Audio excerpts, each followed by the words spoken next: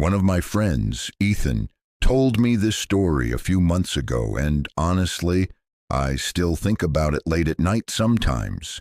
He swears every word is true.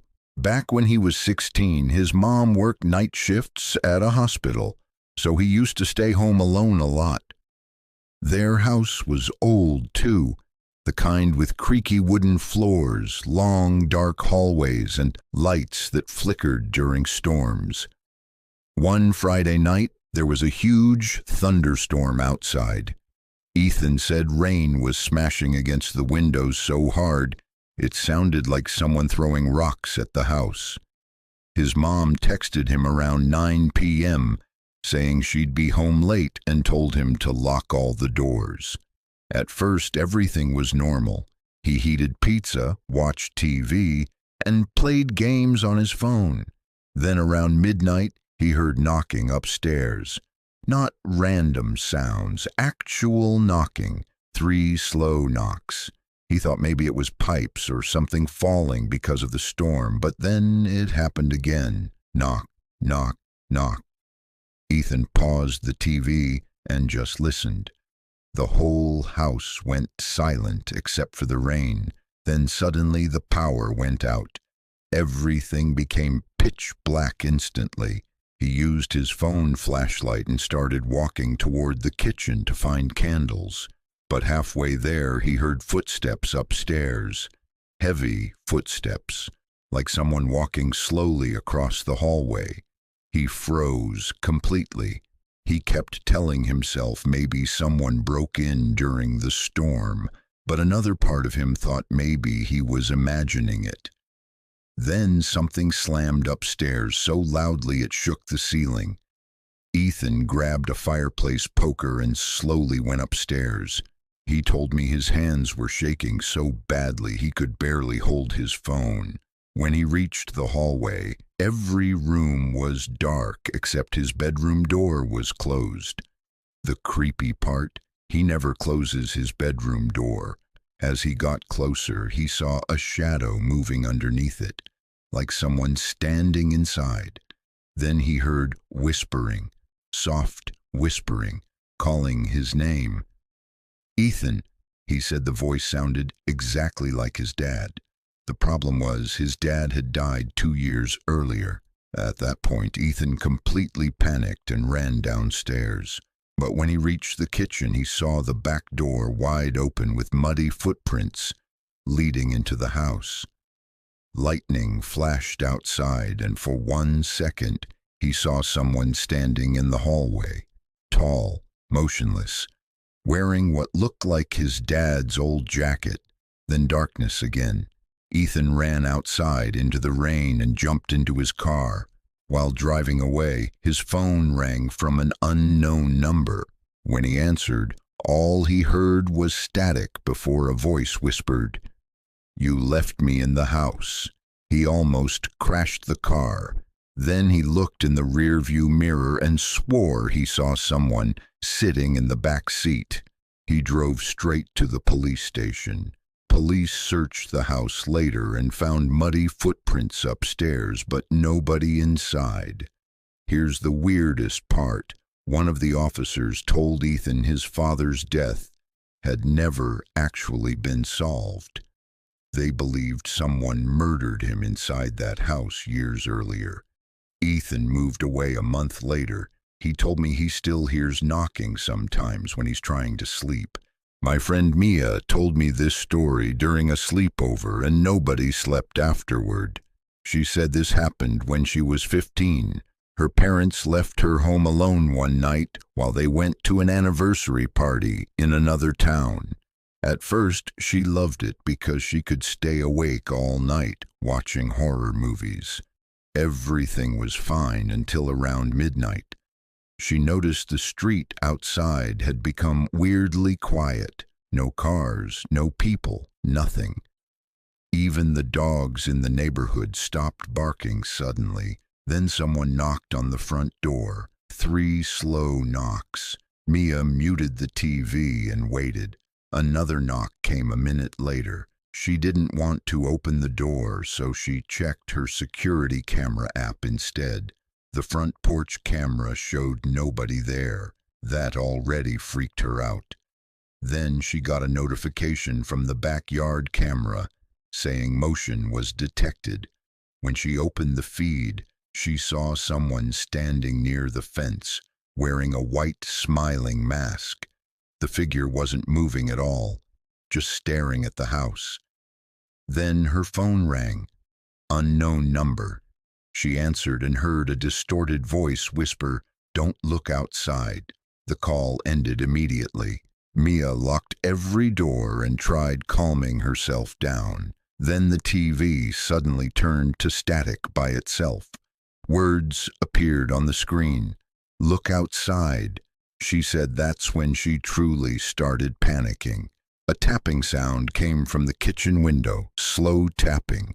She walked toward it but remembered the voice saying not to look outside. Still, curiosity got the better of her. She looked. Nothing was there at first. Then suddenly a smiling mask appeared, inches from the glass. Mia screamed and stumbled backward. The figure disappeared instantly. She called the police, crying and begging them to hurry. While talking to the dispatcher, the line suddenly went silent. Then a whisper came through the phone. "He's inside now." The call disconnected. Mia said she nearly fainted. She ran upstairs and locked herself in her room. Then she heard footsteps downstairs, slow footsteps, walking around her house. She hid under blankets on her bed while her bedroom door slowly creaked open.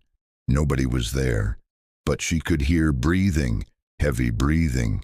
Then her closet door opened by itself.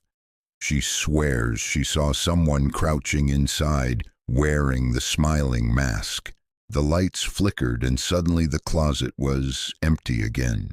Police arrived minutes later and searched the house. Nobody was found. But this is the creepiest part. One officer checked her security system and told her the backyard camera hadn't worked for months, meaning the video she saw shouldn't have existed at all. Later that night, she received a photo on her phone from an unknown number. It showed her sleeping in her bedroom, taken from inside the room. One of my childhood friends named Jordan told me this story, and he refuses to talk about it now. He said it happened during a snowstorm when his parents left him home alone for the night. Around 11 p.m., he went into the basement to grab frozen food. Their basement was old and creepy already, with dim lights and unfinished concrete walls. While looking inside the freezer, he heard whispering. At first he thought it was the storm outside. Then he heard it clearly. A little girl crying softly, "Help me." Jordan thought maybe someone broke into the house somehow. He grabbed a hammer and walked toward the storage room where the voice came from. The storage room door was slightly open, even though he remembered locking it earlier. Inside the room, he saw an old rocking chair moving slowly by itself, back and forth, back and forth. Then he noticed muddy footprints on the floor, tiny footprints, like a child's. He suddenly heard the little girl whisper his name directly behind him. Jordan ran upstairs immediately. A few minutes later, his phone rang from an unknown number. When he answered, a little girl whispered, "Why did you leave me down there?" The call ended. Jordan told me he started crying at that point because the voice sounded so real. Then footsteps began upstairs, even though he was alone. He checked the bedrooms and found words written across his parents' mirror in water. "Come back to the basement." That's when all the lights in the house went out. Jordan said he heard something moving in the darkness upstairs, something big. He tried leaving the house, but the front door wouldn't open because snow had frozen it shut. Then he heard slow footsteps climbing from the basement. He looked toward the stairs and saw a little girl standing there, wearing a dirty white dress. Her eyes were completely black. She pointed back toward the basement and whispered, "Daddy's hungry." Jordan said a huge shadow moved behind her in the darkness below. He screamed and blacked out. The next morning he woke up in the living room thinking it had all been a nightmare. But while checking his phone, he saw a local news article saying workers had discovered the remains of a missing girl hidden beneath a house in his neighborhood. The photo showed his house. Jordan's family moved away not long after that. This last story came from my friend Lena. Out of all the stories my friends told me, this one terrified me the most. Lena was babysitting her little brother Max while their parents attended a business dinner. Everything was normal until Max woke her up crying around midnight. He kept saying there was something inside his closet. Lena checked and found nothing. She thought he was imagining things after watching scary videos online. But after she tucked him back into bed, she heard the closet door creak open by itself. Then came breathing, deep breathing, from inside the closet. Lena slowly walked closer and asked if someone was there. A voice growled from the darkness, "Leave him here." She grabbed Max immediately. Then something slammed against the closet door from the inside. Boom, boom, boom. The entire room shook. Lena pushed a dresser against the closet, while Max cried hysterically. Then scratching started behind the door, long nails scraping wood. She said it sounded unbelievably loud. Suddenly the scratching moved across the walls and ceiling like something crawling around inside the room. Then the closet door burst open. Lena swears a tall creature crawled out onto the ceiling. It had long twisted arms and no eyes, just a huge smiling mouth. The thing crawled like a spider across the ceiling while chasing them downstairs. Lena locked herself and Max inside the bathroom. Then she heard her mother's voice outside the door. Lena opened the door. But her parents weren't supposed to be home yet. Max whispered, "That's not Mom." The voice outside suddenly changed into something deep and angry, screaming, "Open the door." Black liquid started seeping underneath the bathroom door. Lena thought they were going to die. Then police sirens suddenly echoed outside. The creature screamed horribly and the house went silent.